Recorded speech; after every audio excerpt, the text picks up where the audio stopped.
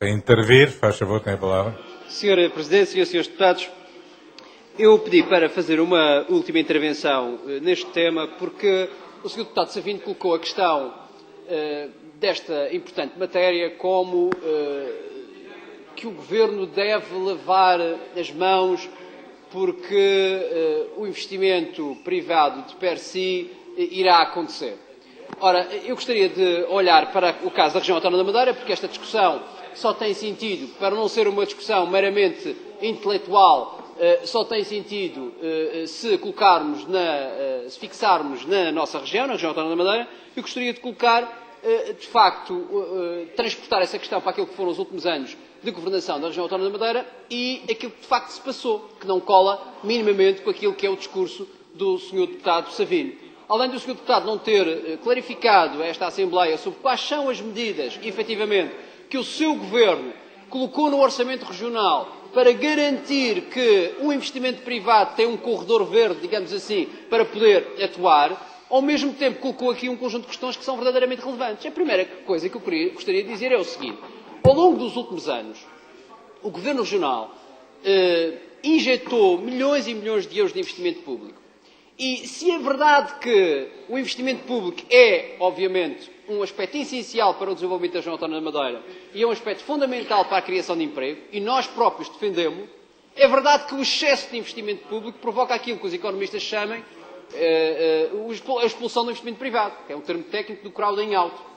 Ora, o que se passou na Madeira nos últimos anos foi exatamente isso. Houve um excesso de investimento público e esse excesso de investimento público afastou o investimento privado e as possibilidades de investimento privado. Aliás, houve um tempo na Madeira, como no país inclusive, em que a concorrência pelos meios financeiros da banca era feita pelo setor privado e pelo setor público, mas o setor privado que dava mais garantias à banca acabava por ficar com esses meios, que, como sabem, começaram a ser menores, cada vez menores, nomeadamente na época de crise, a partir de 2008. A partir de 2008 começou a funcionar a escassez de liquidez nos bancos e o setor público competia com o setor privado na procura desse dinheiro, dessa liquidez, e quem ganhava era o setor público. E isso aconteceu na Madeira. Quando as empresas iam ao banco buscar dinheiro, os senhores do banco diziam, meus senhores, nós não temos. E não têm porquê, porque nós já emprestamos às sociedades de desenvolvimento e elas têm o aval do Governo Regional. Nós já emprestamos à PRAM e elas têm o aval do Governo Regional. Ou seja, este aspecto é um aspecto essencial que se passou na região autónoma da Madeira. Isto expulsou o investimento privado. E, portanto, contrariamente ao que diz o Sr. Deputado, o Governo não teve uma política de incentivo do investimento privado como era desejável. Mas há mais.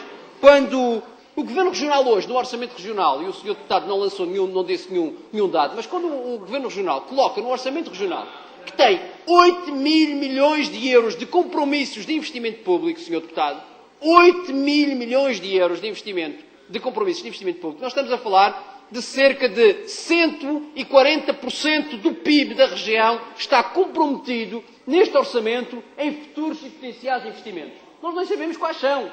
Aliás, nós perguntamos ao Sr. Secretário-Geral e ele diz que eram algumas obras que estão por acabar, mas não me parece que sejam 8 mil milhões de euros. Há outras obras, há outros projetos que nós não sabemos quais são e que estão no orçamento como responsabilidades futuras.